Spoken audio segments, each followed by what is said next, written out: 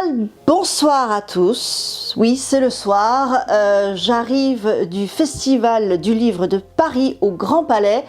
J'y suis depuis ce matin 8h30 avec ma collègue Émilie Alloc de gokuraku.fr. C'était intense, mais super sympathique. On a eu un temps magnifique. La verrière est somptueuse et il y avait tout ce qu'il fallait, du monde, des choses au rendez-vous. Alors, je vais vous en parler dans un vlog un tout petit peu plus tard. Cependant, il y a quelque chose que vous attendez tous en général après ce genre d'événement, c'est le haul achat manga de l'événement. Et donc, bien sûr, je vais vous présenter ce que j'ai acheté avec mes petits sous-sous. Et là, hop, je suis passée chez Kiyun, entre autres, et j'ai eu un magnifique tote bag, donc Akane Banashi. Vous voyez, c'est très très joli. Il est grand, j'ai pu mettre plein de choses, pas que du Kiyun. Et aussi un joli sac, je vais y arriver, hop, Solo Leveling. Ça, c'était une commande de chez moi.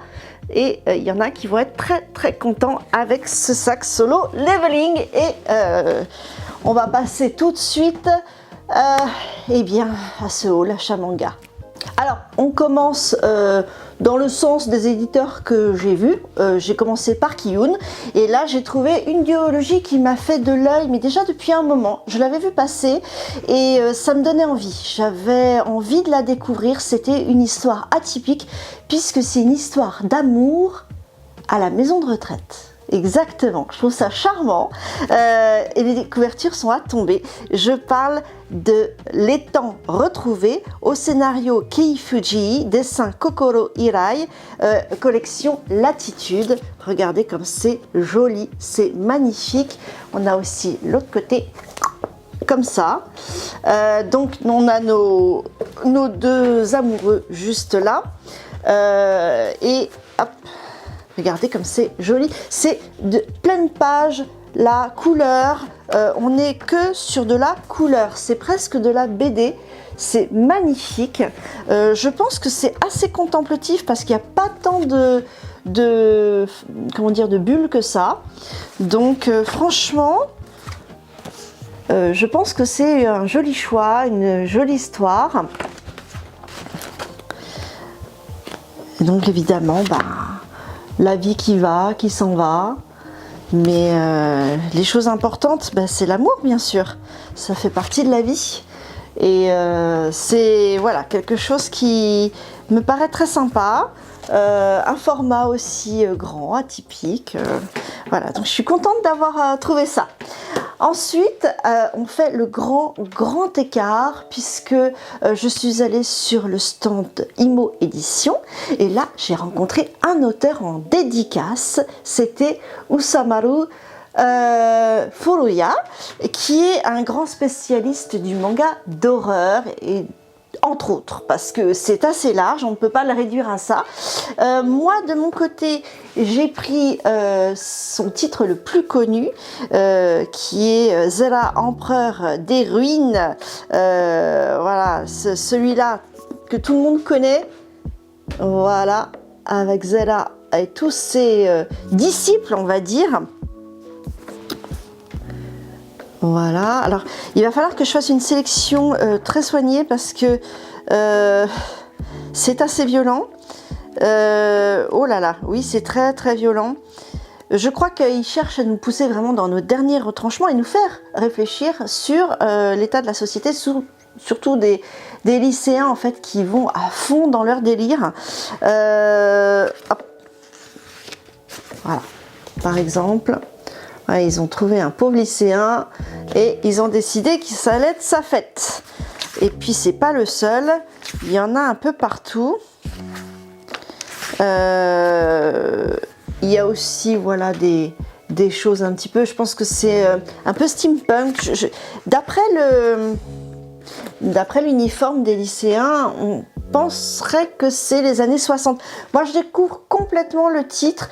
Une personne qui est parfaitement au courant, c'est Axigil Dynasty, qui est vraiment rodée. Mais j'y suis allée à la One Again. C'était toujours intéressant de rencontrer un nouvel auteur. Et donc, je vais découvrir ce titre, bon, qui est bien noir, mais avec un dessin vraiment atypique. On le reconnaît tout de suite. C'est vraiment sa patte à lui. C'est d'ailleurs assez original aussi, certains aspects de son dessin. Il fait vraiment des propositions intéressantes. Voilà, donc je pense que c'est une vraie critique très acerbe de la société. Et j'ai pris le premier tome. Donc voilà, c'est un beau bébé. Un beau bébé. Et alors surtout, je vais quand même vous montrer l'essentiel. C'est la dédicace qu'il m'a faite. Et il a écrit mon nom en japonais. Belle en bulle, c'est ça. Je trouve ça super chouette, c'était la première fois que je l'ai fait. Et donc avec Zera, qui est le protagoniste principal et qui a l'air bien cruel. Voilà. Et donc Axie Gilles Dynasty m'a fait sa petite commande. Et lui, il voulait La Croisade des Innocents, pareil, un titre que je ne connais pas, mais la couverture est magnifique. Voilà, et hop, il a fait aussi une dédicace à Axie Gilles Dynasty, qui est très jolie, donc avec notre protagoniste de la couverture. Alors ça a l'air quand même plus sobre, plus soft, hein, de ce que j'en vois. Ça a l'air moyenâgeux. Donc est-ce que c'est donc bien les croisades moyenâgeuses? Sans doute.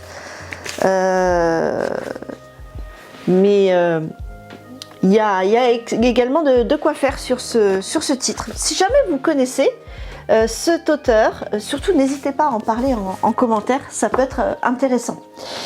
Et je suis passée également sur le stand de Mao Édition. Ce sont des spécialistes, ils en éditent pas mal, ce sont des one-shots. Moi j'aime bien ce format-là. Et là je me suis laissée tenter par Volatile en péril.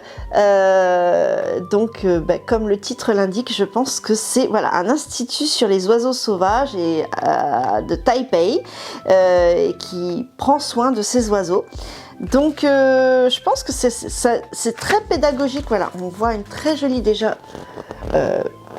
ouverture pleine page. Attendez, j'ai même pas fini, elle est très grande. Waouh, regardez, hop, ça, et on a l'autre côté. Je vais essayer de la sortir comme il faut. Je ne sais pas si on pourra tout voir. Si. Vous voyez? Donc c'est déjà très pédagogique. Hein. On a déjà les fiches des oiseaux. On commence par de la couleur. Et puis on trouve une protagoniste, une héroïne qui a l'air assez sympathique, assez dynamique. Et puis beaucoup d'interactions avec les oiseaux qui ont l'air de bien lui rendre. Ouais, j'aime bien le dessin, franchement, il est très sympa. Donc, pourquoi pas. En tout cas, on va voir où ça va m'emmener. Et évidemment, je suis sensible à la cause animale, donc je pense que c'était sympa de pouvoir acheter ça. Et l'autrice des dessins, c'est Lamlan. Voilà, donc Volatile en péril, chez Mao Édition. Deux titres chez Glénat alors un qu'on connaît, que je connais et dont je vous avais déjà parlé, et puis un autre qui m'a été vraiment chaudement recommandé par ma libraire. D'abord, Les Saisons d'Ojishima, qui est un petit peu le spin-off, la suite de La Lanterne de Nyx, de Kan Takahama. J'aime beaucoup le format et cette petite histoire qui se passe en début XXe siècle. On suit cette petite japonaise. Je crois que c'est un peu le quartier rouge de la ville, mais il lui arrive plein d'aventures et j'aime beaucoup le trait de Kan Takahama. Voilà, vous voyez, c'est des cases qui sont cerclées de noir, ça change un petit peu. Et vraiment, c'est très, très sympa. J'aime bien cette petite histoire, donc je la complète. Voilà, elle découvre l'arbre de Noël, ça doit être quelque chose pour une japonaise. Non, franchement, une petite histoire bien sympathique pour ceux qui connaissent. Voilà, moi j'aime bien un petit peu quand la grande histoire ou la petite histoire rejoint la grande. Voilà. Et deuxième titre chez Glénat, Mr. Mallow Blue. Ça, vous connaissez peut-être. J'ai trouvé que les couleurs, les couvertures étaient magnifiques. Il paraît que pour l'instant, il y en a 4 et elles sont toutes différentes avec les protagonistes différents. Hop. Voilà. Selon ce que m'a dit ma libraire qui me l'a conseillé, il s'agirait d'un échange de corps entre deux jeunes qui ont été harcelés. Et donc, peut-être un petit peu quelque chose qui se rapprocherait de Your Name, mais juste dans l'histoire de l'échange de corps.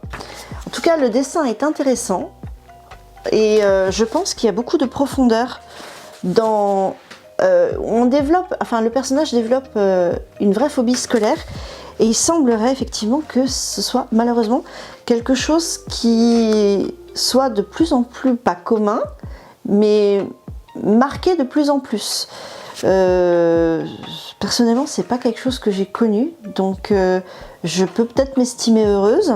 Mais je sais qu'on en parle de plus en plus, donc c'est une vraie réalité et c'est très bien que ça soit développé sur un média comme le manga, ça l'exprime très très bien. C'est donc dessiné par Akasa Samamiya et donc également écrit par l'artiste. Donc 4 pour l'instant, je crois, en cours. Alors, oui, la commande de la famille, c'était les pavés, ceux que j'ai portés toute la journée. Les 3 solo leveling. Voilà, évidemment, ça claque, ça envoie du lourd. Ouais, forcément, hein, c'est solo leveling. Bah oui, c'est le premier qui a fait un petit peu le chemin des webtoons. C'est vraiment celui qui a marqué sa génération. Donc, édité chez Keybooks. Forcément. Et on peut pas passer à côté. C'est magnifique. Je vais essayer de vous trouver des belles planches. On est au début, hein, c'est sûr, pour ceux qui connaissent. Mais ça sent bon le livre neuf pour ceux qui connaissent. Qui sniffe. Oui. Vaut mieux sniffer ça qu'autre chose, hein, les amis, je vous dirais.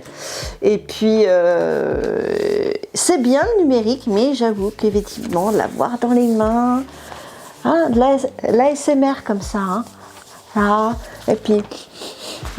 Bon, bref, on va arrêter les dires, je sais qu'il est tard. Hein. Pour moi, en tout cas, il est tard, c'est pour ça que je commence à partir un peu en live. Donc ça, c'était les 3 solo leveling. Et pour finir, un titre... que vous ne connaissez certainement pas. Je vous ai parlé de son auteur ça commence à faire assez longtemps. C'était sur ma vidéo thématique de l'été, Splash, avec Belle en Bulle. Il y a déjà un moment. Et je vous avais parlé des Enfants de la mer. Et là, on retrouve une intégrale de Daisuke Igarashi, donc l'auteur des Enfants de la mer, avec Petite Forêt. Donc voilà, Petite Forêt. Édition Moonlight, donc édité chez Delcourt Tonkam. Et donc on retrouve le trait de l'auteur qui lui aussi est tout à fait reconnaissable. Et on suit une petite jeune fille dans son quotidien avec, vous voyez, petites recettes. Vraiment, c'est un slice of life tout pépère. Si vous voulez être hyper zen à la sortie de cette lecture, c'est ce que vous serez. Hein. Vous serez vraiment super bien. Vraiment, c'est détente. Et donc, c'est l'histoire complète en un seul tome qui a été réédité chez Delcourt Tonkam. Donc franchement, ne pas se priver. Je pense que c'est un titre qui est très rarement mis en avant. Et franchement, on aurait tort de se priver avec un joli titre comme ça. Il y a ce qu'il faut, c'est très différent. Donc voilà, on est allé déjà à la fin de ce haul achat manga. Vous voyez, c'était pas mal. Bon, après, c'est tout ce que j'ai pu porter. J'avais aussi mon matériel de vidéo à porter. Donc c'était pas mal, mes épaules ont crié, mais bon, Voilà où j'en suis. Donc maintenant, ça veut dire aussi que ma palle a encore augmenté d'un cran, mais c'est pas grave, c'est pour la bonne cause. Voilà, j'espère que vous aurez eu l'occasion d'aller à ce festival du livre de Paris. C'est très intéressant et puis c'est un très bel endroit, en tout cas au Grand Palais. Et je pense que je réitérerai comment dire, l'expérience l'année prochaine puisque c'était ma première édition et peut-être qu'il y aura encore plus d'éditeurs l'année prochaine. Voilà, et bien écoutez, je vous dis à très bientôt. La vidéo sur mes achats d'occasion arrive aussi très vite, d'autres encore. Bref, vous n'allez pas vous ennuyer. Je suis là pour m'occuper de vous. Cordialement vôtre.